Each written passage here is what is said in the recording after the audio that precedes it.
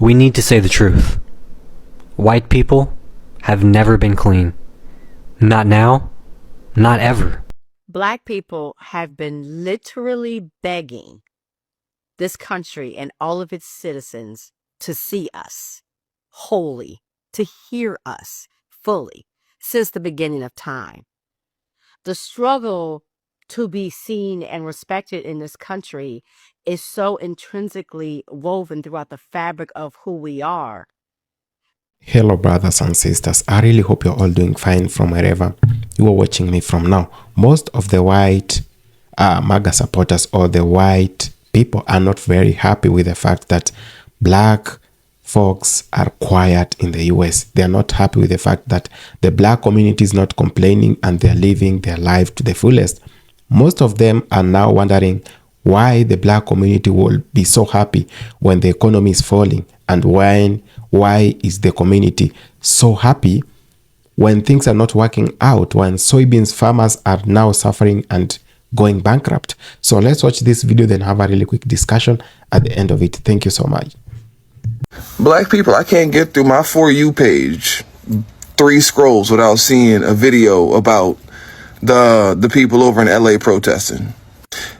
And if it's not a video about them protesting, it's all these different schools of thought on the protests, or videos about the relationship that's kind of, I don't want to say fractured, but a little strained between black people and I'll say brown people.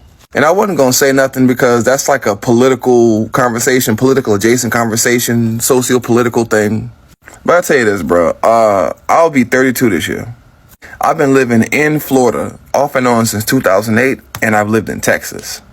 I've lived around every kind of Hispanic you could think of.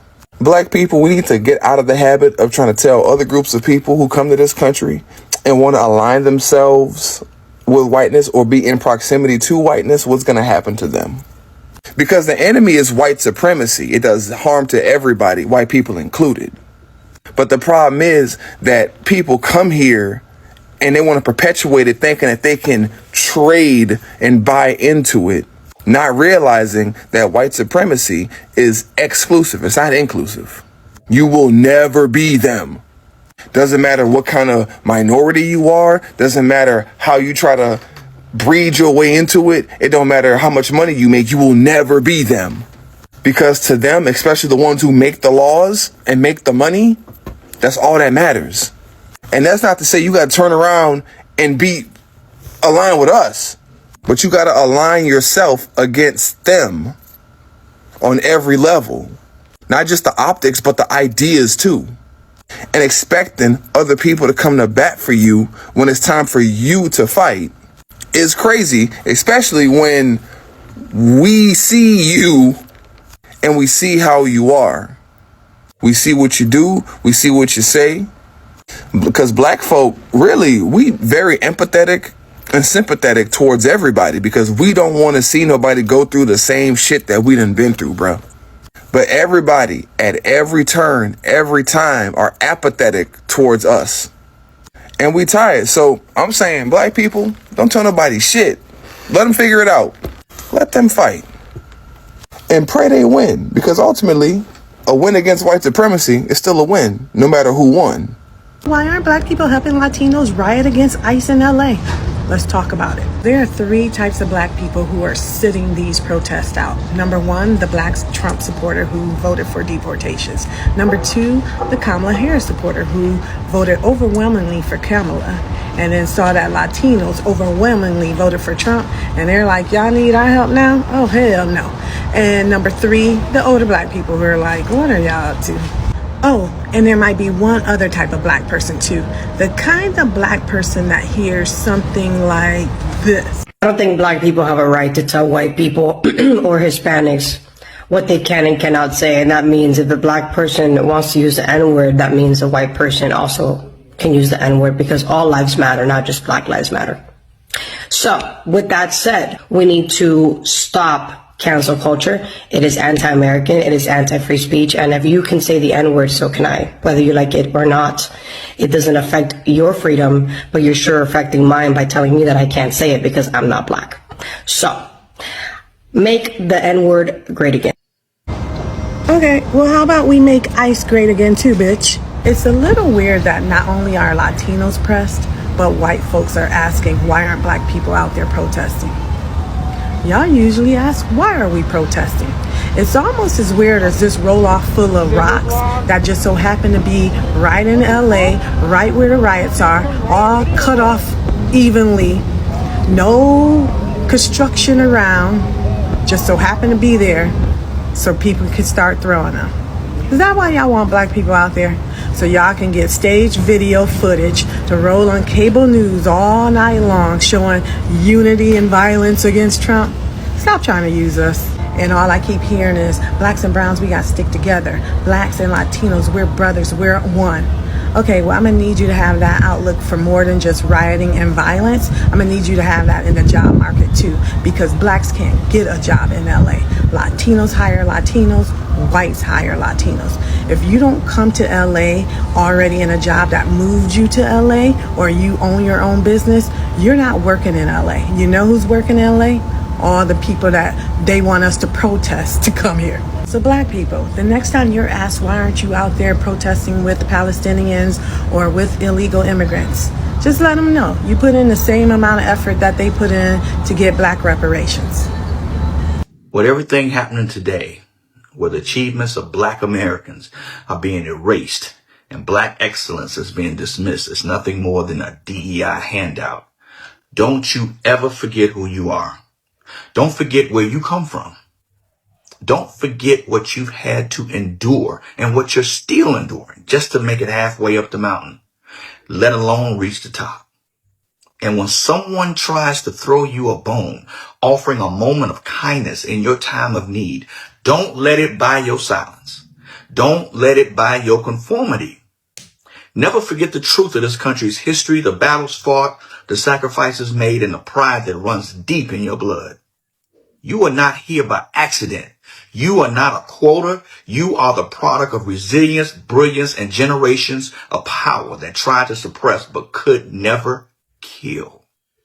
Stand tall, speak loud, and forever stay woke. The entire history of Europe is a story of people refusing to wash their asses while looking down on everyone else. Let's start with the ancestors you worship so much. Medieval and early modern Europeans.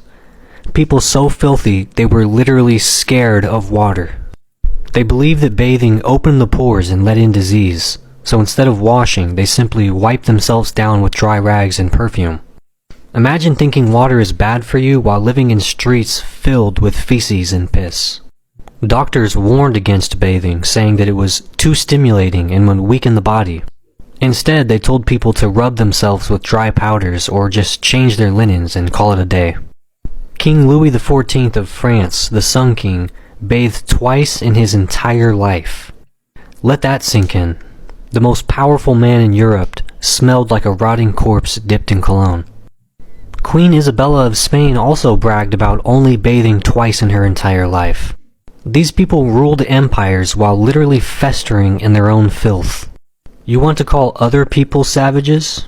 Let's talk about their hygiene habits, or lack thereof. They didn't wash their clothes. They just aired them out like letting filth touch fresh air was some kind of magical cleaning method. They slept in lice-infested beds and wore the same sweat-soaked, piss-stained clothing for weeks or months at a time. Queen Elizabeth I bragged about only changing her undergarments once a month. Her whole palace must have smelled like a backed-up sewer. Their mouths? A disaster. Europeans didn't brush their teeth. At all. By the time they were 30, their mouths were full of blackened, rotting stumps. King James I of England's breath was so bad, people would write him letters telling him how unbearable it was to be near him. Meanwhile, at the exact same time, indigenous Americans, Africans, and Asians were bathing daily, cleaning their teeth with herbs, and wearing fresh clothes. But Europeans pulled up smelling like roadkill and still had the audacity to call everyone else dirty. Let's talk about the cities you love to glorify. Paris, London, and Rome. These places were open cesspools. People threw their shit and piss into the streets because they didn't have proper sewage systems. London's Thames River was literally so full of human waste that it became toxic. In 1858, the Parliament had to shut down because of the stench, called the Great Stink, was so unbearable. Paris? Just as bad. The streets were covered with garbage, excrement, and dead animals. It was so bad that the air itself was dangerous to breathe. Meanwhile, at the exact same time, the Aztecs had running water, street cleaners, and aqueducts bringing fresh water into the city. So tell me again, who are the real savages? But let's not pretend this filth is just in the past. White people are still dirty today. You have to be convinced to wash your legs in the shower. Doctors are telling you to wash your damn feet because so many of you think that you can just let the water trickle down and that's enough. The 2020s exposed how many white celebrities don't bathe daily. Ashton Kutcher, Kristen Bell, Jake Gyllenhaal, all proudly claiming they don't shower unless they see dirt. White parents are still proudly saying that they only bathe their kids when they start to smell. Imagine raising the next generation of walking biohazards. You normalized wearing outside clothes to bed, spreading whatever germs you caught from the outside world directly onto your sheets. You go to bed without washing your hands, your face, or brushing your teeth, and wonder why your skin looks like a medieval battlefield. Meanwhile, Black, Latino, Asian, and indigenous cultures have always prioritized hygiene. Africans were using shea butters, scented oils, and natural soaps before Europeans even knew what soap was. Indigenous Americans bathed in rivers daily using herbal cleansers. South Asian and Middle Eastern cultures developed some of the earliest bathhouses, perfumes, and skincare regimens. Latinos are known for showering twice a day and keeping their homes spotless. And yet, white people still have the nerve to act like they invented civilization. The reality? You have never been clean. Your ancestors weren't clean. Your great-grandparents weren't clean. Your hygiene habits, questionable at best. Cope. Last night I went to see Sinners for the second time. I'm embarrassed that it was just the second time, but me and my sister were in line at the concession stand. We were in the members line, and two little black girls were in the regular line. Now, there were 3 registers, and it was busy, and they were open, and we would have been the next ones, even though the little black girls were there, because members get to go first. Anyway, this white couple walks up, and they passed the little black girls in the regular line. And at first I was going to say something. Then I saw the white woman went really close to the counter, and she was just looking at the menu. So I didn't say anything. So I knew something was up, but I didn't say anything.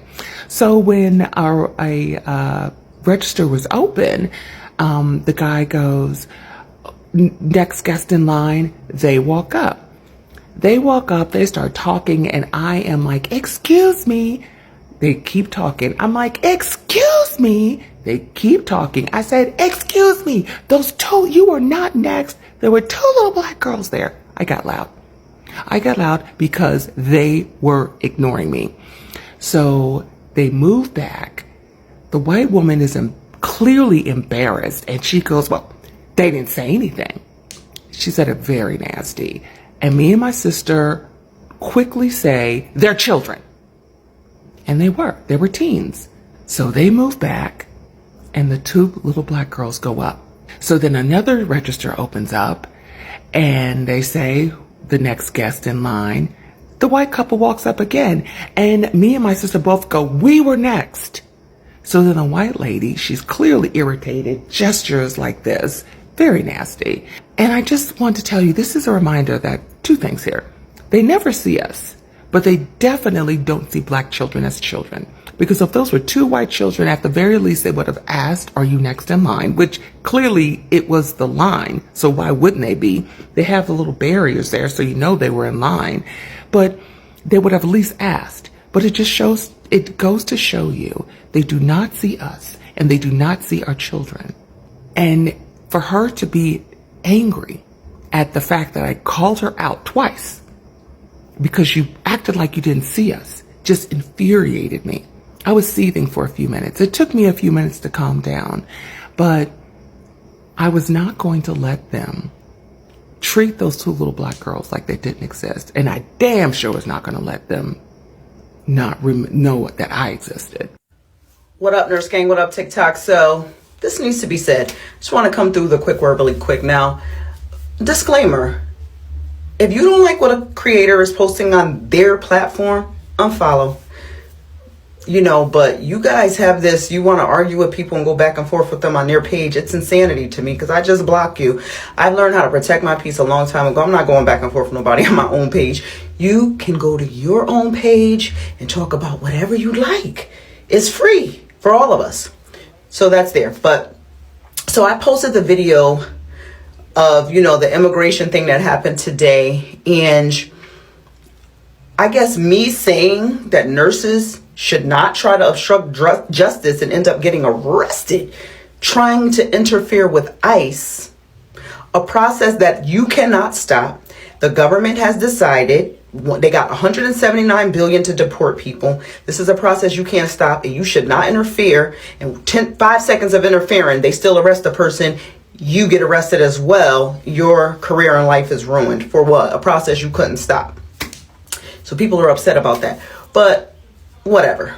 People want to be outraged about immigration because it's a moment in time and this was being shoved down their throat on social media. But people had the audacity to come to my Instagram and say, oh, but when it was Black Lives Matter, you guys wanted us to stand with you. I'm going to need y'all to stop using that because I'm going to tell you something right now. Black people are the most oppressed people in this country, and we have been for years. This fear that the immigrants are living in of going outside. Imagine being a black woman in America and what comes across your screen, thousands of black women missing and no one's investigating it. Imagine being a black woman in America and you wake up in the middle of the night and across the screen is Breonna Taylor's face. She got shot in her sleep, right? And the cops dilly-dally and get off. Oh, Sandra Bland choked to death in her jail cell, right? Seeing things like Trayvon Martin and you're scared, young man shot. If you think about how much it's affected the Black culture, from our music to artists like Nina Simone, all the way to Ice Cube, Public Enemy, Tupac, Kendrick Lamar, Curtis Mayfield, have spoken about our struggle and seeing us. Our books, we have authors like Zora Neale Hurston, Langston Hughes, Alex Haley, Toni Morrison, Alice Walker, Michael Harriot, Ta-Nehisi Coates now. Our television shows, there's not a television show that doesn't have classic scenes in it, whether it be from The Cosby Show to Sanford and Son, that talks about our struggle. Our academicians, our preachers, from Martin Luther King Jr. to Jesse Jackson to Jeremiah Wright to Eric Dyson. We have marched, we have written, we have sung, we have boycotted, we have had freedom rides, we have had civil disobedience, yes, we have gone silent, and we have screamed. We have died. Many of us have died just to get people to listen to our struggle and to make changes and to give us civil rights. And so I've been watching a lot of videos lately, and I hear people say, this isn't America. And it's always been our America. This has always been our America. I watched another video the other day, and there's a Latino woman crying, and she says, they're hunting us. We've always felt hunted. I've heard people complaining about what good, hardworking, decent people they are, and yet they're being defined by a very small minority who may have broken laws. It's exactly how we have felt. So we have sympathy and we have empathy, but this isn't new to us. We knew. Immigrants, there are going to be the next group that are going to be the majority in this country, and they're trying to stop that. This is what, and Donald Trump understands this. He understands. So all of you immigrants who believe that that black people can be in some kind of way deported, you need to read the Constitution. You have to understand that black and YT people will not be deported in this country. There are some Native Americans being deported. Did you know that? There are some Native Americans that are being deported before us. Because they're not in the Constitution. They're not in the Constitution. We are the only people that they cannot touch like this. And y'all fail to understand this. And now I understand why there's so much hurt and so much pain and so much divide, so much angry people when it comes to when I see. Man, what's going on TikTok? How y'all doing? Hope y'all having a wonderful day. But check this out. Man, I noticed something with this deportation thing. I just couldn't figure it out. I said it in my video, but I just never thought about it. These people keep saying we're going to get deported, we're going to get deported, we're going to get deported. They projecting because we the only people that didn't immigrate here. We didn't migrate here. We not refugees to come over here. We not in the immigration system. We didn't have to pledge allegiance and denounce another country just to live here. We didn't do none of that. We not anchor babies. Our parents didn't come over here, didn't had us here. None of that. But they have. They have. And they hate that. They jealous of that. They jealous of that. Because number one, they thought they were going to be our replacement. They were working on it. I ain't gonna lie, they were working real hard to be our replacement. Then number two, they came over here to colonize us. But when they found out that Trump made it a way where we are emancipated people, we are children of slaves, we can't be deported. They hate that and that bothers them. That jealousy and envy bothers them because they already come over here with jealousy. They already come over here with envy. But now they see we can't go nowhere. Now they want us to be scared with them. They want us to be scared of if we see an unmarked car drive past our house. They want our heart to be beating fast. You know what I mean? When we go to restaurants and we see ICE come take somebody, they want us to be scared with them. And we just out here popping fans. You know what I'm saying? Well, them fans, and we just popping fans, having fun, enjoying life, talking, trying to get our money right, trying to see what's going to happen in the future. We ain't even thinking about ICE. We're not even thinking about being deported like they is. They want us to be scared like them. They want us to be worried like them. You get what I'm saying? That, and I'm like, damn, bro, like they really are jealous of us. Not just the Africans and Caribbeans, the Mexicans are jealous of us.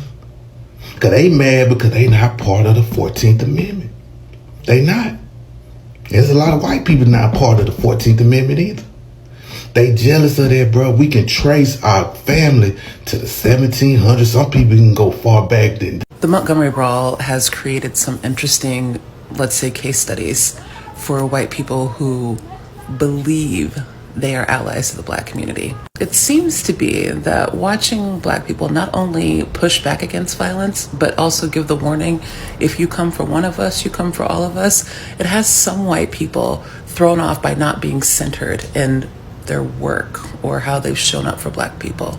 Case in point, this comment. I was raised anti-gay, anti-black, and I am now neither of those. I am not sugarcoating, but don't make this a B versus W issue. Don't push away allies. So speaking directly to this commenter, I'm sure that you did not expect to receive this next piece of information from a stranger, but since you have found yourself here, I am more than happy to give you some information. You still have some anti-blackness in you. You still have some anti-blackness in you when a black woman tells you to not sugarcoat an experience that black people experience, one that you will not experience because you are not black. I said don't sugarcoat that. And you were met with, you're not sugarcoating anything. You had to make sure that I knew how you were raised and then also tell me not to make it a black versus white issue when everybody saw what it was. And then to follow it up with saying don't push away allies. This comment and the rest of your comments are a shining example as to why ally is not a self-appointed term. You do not get to decide that you are fully supporting a group in the way that they need it and the way that centers them and the way that uplifts them. That is not something that you get to decide. The group that you say you're doing that for is the one that has to recognize that you're doing that. And if there's a threat or a warning about allies being pushed away, if that's what you're saying, that lets me know that the work that you think that you're doing as a former anti-Black and anti-gay person, the work that Hello, brothers and sisters. I really hope you're all doing fine from wherever you're watching me from now.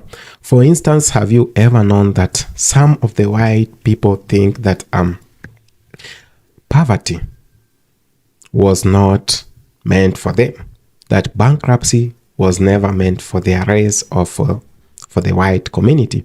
Now, most of them are being surprised by the fact that the tariffs are hitting them so hard and they have to go an extra mile to survive. Now, I even saw a clip where most of them were admitting that primary things or primary needs are now becoming a luxury to them. Things like food, things like clothing, things like housing are now becoming secondary needs to them because they cannot afford them. Now, most of them are coming out to realize that they have lived a lie all this while in their life, that most of the people who thought that they were not going to sink, they were not going to go down the trenches because of bankruptcy and poverty, the same is happening to them at the moment, because most of them are now filing for bankruptcy. Those in Nebraska, those in California, those in Texas, and so many other towns or cities. Now, they have never imagined, even in their wildest dreams, that this time could come where the Black community will thrive well as they struggle in their lives. Most of their businesses have collapsed, and they are now realizing that poverty was never meant for Black people alone, that suffering was also meant for them, that suffering is to anyone, that if you are not very, very careful, you might lose it all. Now, again, they are realizing that racism is becoming so very much expensive to practice. The systems were built on biasness.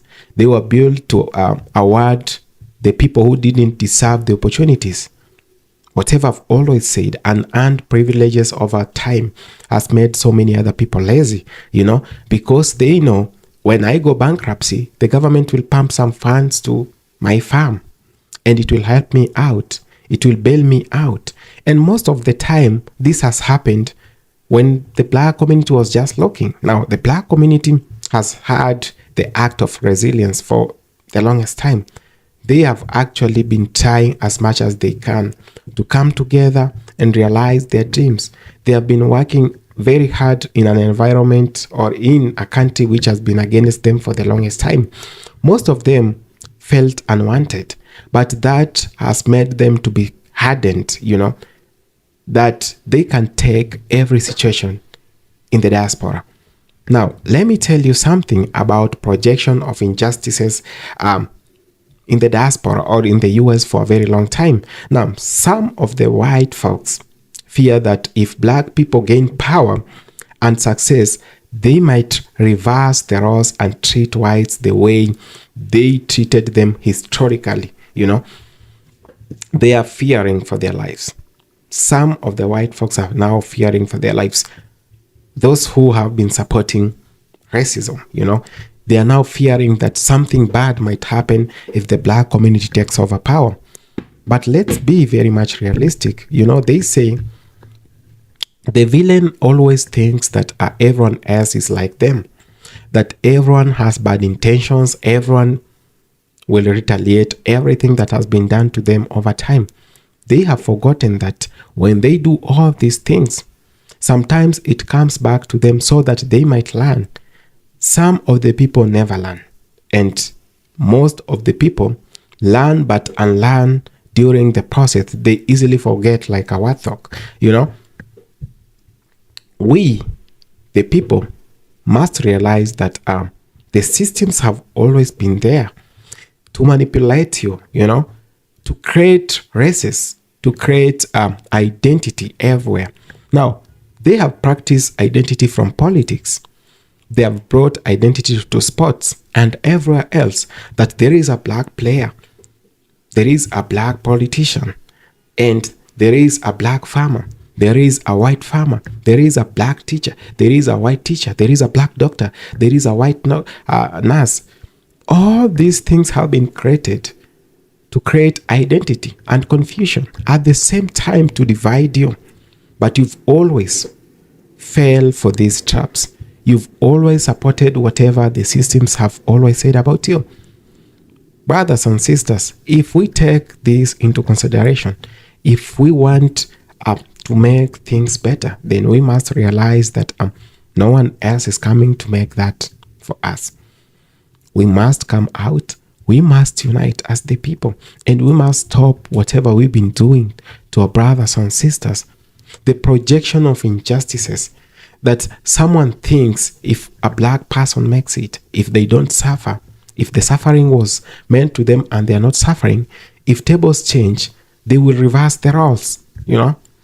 That's a scarcity mentality, where you only think about yourself, and if things do not go your way, then they shouldn't have happened. We must expose, or we must tell the truth as it is. We're living in the 21st century, but some people are glued to the 80s, and to the 90s. So we must be very, very careful, brothers and sisters. The cultural envy that has existed over time is very dangerous for both the black and white community. Now, let me tell you something about the black culture, about music, sports, art, and so many others, which have driven the global trends. Now, yet instead of celebrating this, some resent this dominance, especially when black creators demand credit as fair play, or as fair pay. Now, most of the black community have been doing well in sports, in music. Those living in the diaspora, they have actually represented the US and so many other countries, the UK, so well. But where does all this hatred come from? Well, it comes from when someone thinks you dominating the sports is taking everything away from them. When you play good, or when you become a superstar and you are black, that means that someone else must suffer at the expense of your talent. Scarcity of mentality still. When are we going to learn that we can both succeed without pulling each other down? When are we going to learn from the historical injustices that have been taking place, that we need to change and we need to refrain from some acts? Brothers and sisters, we are living in the 21st century. We must change how we think. As much as we call ourselves civilized, from white, black, to whatever race, some of the white community have been celebrating as the black community go through a lot, which is not good. But some of them have been very, very vocal on saying about the things that are taking place which are not good. They have been very vocal, and they have been calling out their government for the wrongdoings over time.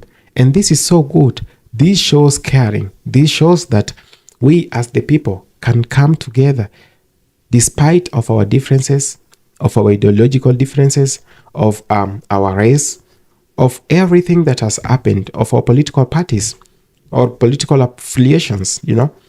We can come together and come out with a bigger thing. Most of the time, people have practiced identity politics, that I vote for this party because it's white dominance, or I vote for this party because it's black dominance. If we go this way, we are going to realize that there is a problem.